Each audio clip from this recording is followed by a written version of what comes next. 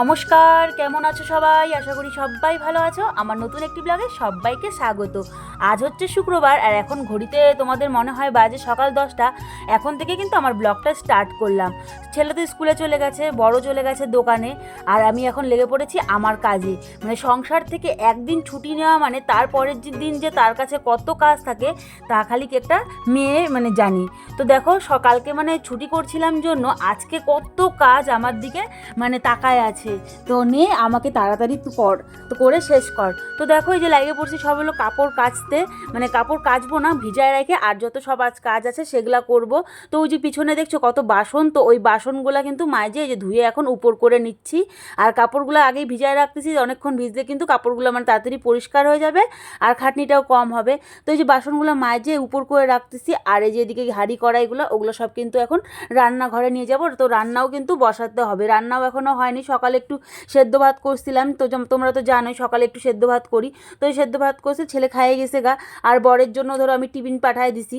তারপরে এই যে লেগে পড়ছি দেখো কাপড়গুলো কাচতে, আরও টুকিটাকি যেগুলো কাজ ছিল তো ওগুলো করলাম, করে কাপড় কাচতে যে চলে আসছি। আর দেখো কুয়ারপাটটার মধ্যে কত রোদ, এত রোদ্রে কি বলবো।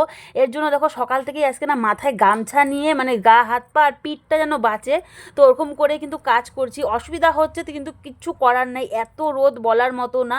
তো ফটোফটে যে কাপড়গুলো কাচা হয়ে গেল, এবার কিন্তু এই যে জামা কাপড়গুলো মেলে দিব।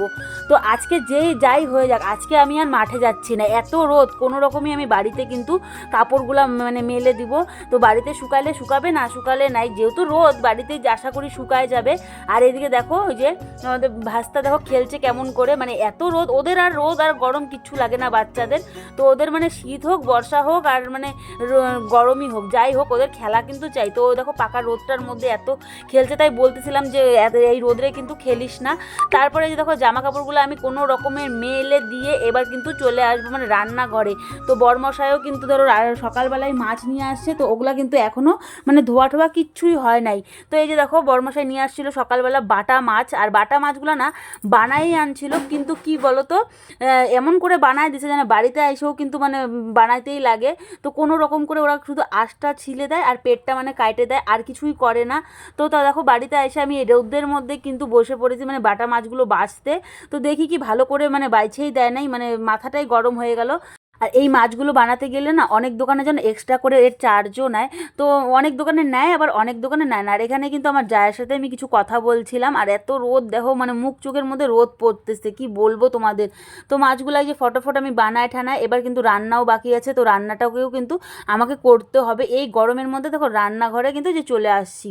মাছগুলোও যে ভাজে নিয়েছিলাম, এরপরে কিন্তু আমি যে মাছের আলু বেগুনটা কিন্তু আমি সম্বারা দিয়ে হালকা একটু ভাজে ভাজে নিব, তাহলে কিন্তু কাঁচা গন্ধটা চলে যাবে। আর মশলা আমার রেডি হয়ে গেছে, জিরা বাটা আর লঙ্কা বাটাটা দিয়ে যখন মশলাটা কষাচ্ছি, তো মশলাটা দিয়ে আস্তে আস্তে কষতে থাকুক। আর এদিকে আমি যে শোলা কচু যে আছে, শোলা কচুটাকে কিন্তু এই যে গ্রেট করে নিচ্ছি, মানে এটাকে আমি এলো একটু পেঁয়াজ দিয়ে ভাজা ভাজা করব।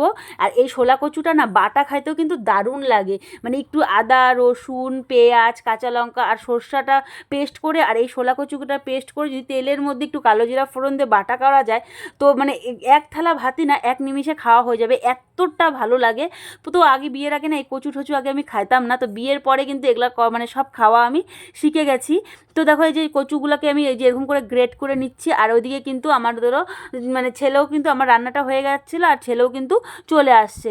তখন রান্নাবান্না কমপ্লিট হয়ে গেছিলো আর ছেলে চলে আসছে। আর এখানে কিন্তু ওকে আমি দেখো যে ড্রেস ট্রেস মানে ছাইড়ে দিচ্ছি, আর এতটা গরম আর ওর চোখ মুখ মানে পুরো লাল হয়ে গেছে। আর আজকে বলে মানে ছুটির পরে না অনেকক্ষণ ধরো মানে লাইন দাঁড়ায় করে কিছু একটা ধরো হচ্ছিলো বলে, গেট বন্ধ ছিল তো তো অত ধরো জানি না, এর জন্য মানে বর বললো আসে। আর মুখ চুখ কিন্তু পুরো লাল হয়ে গেছে আর মুখে পুরো গুড়ি গুড়ি ঘামাচি বেড়ে যাচ্ছে। আর ওর থেকে আমি জিজ্ঞাসা করতেছিলাম যে স্কুলে কি কি হয়েছে না হয়েছে, তো ও প্রতিদিন আসলে কিন্তু এটা আমি জিজ্ঞাসা করি।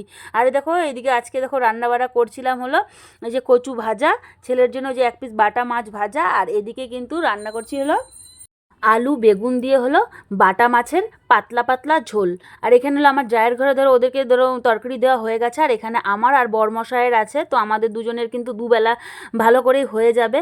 তো এই যে দেখে দেখছো গরমের মধ্যে একটু পাতলা পাতলায় ঝোল করছিলাম। এরপর দেখো খাওয়া দাওয়া হয়ে গেছিলো, খাওয়ার পর না আমি একটু স্নান করে নিয়েছিলাম, যেহেতু কালকে আমি একটু তেল দিয়েছিলাম মাথায়, যেহেতু দুপুরবেলা না আবার স্নান টান করে শ্যাম্পু করছিলাম। সকালেও কিন্তু একবার স্নান করা হয়ে গেছিলো, তাও আবার দুপুরবেলা স্নান করে এই যে দেখো একটু শাড়ি পরলাম, যেহেতু এখন না ছেলেকে আনতে যাবো, ও পড়তে গেছে, তো ওকে আনতে যাবো, তাই ভাবলাম আজকে আর চুড়িদার কুর্তি কিছু পরবো না, একবার একটু শাড়ি পরি, শাড়ি পরতেও কিন্তু ভালো লাগে। তো আর বিকাল বিকাল তো সন্ধ্যা সন্ধ্যা হয়ে গেছিলো, তো দেখো এই যে তারপর আমি একটু রেডি হয়ে গেলাম, একটু ধরো সাজুগুজু করে নিলাম। আর দেখছো গরমে আমার ঘাম মানে কত হচ্ছিলো, তো এখন এই যে জানলা টানলাগুলো সব বন্ধ করে নিব। তাই অনেক দিন পরই না আজকে একটু শাড়ি পরলাম, তো মাঝে মাঝে শাড়ি পরতে কিন্তু ভালোই লাগে। তো তোমাদের কেমন লাগে কমেন্ট করো। তো খুব গরম তাও কিন্তু আমি শাড়ি পরছি। তাহলে আজকের মতো কিন্তু ব্লগটি এইটুকুই, দেখা হবে একটি অন্য ব্লগ নিয়ে, ততক্ষণ তোমরা ভালো থেকো, সুস্থ থেকো। তো আজকের মতো টাটা।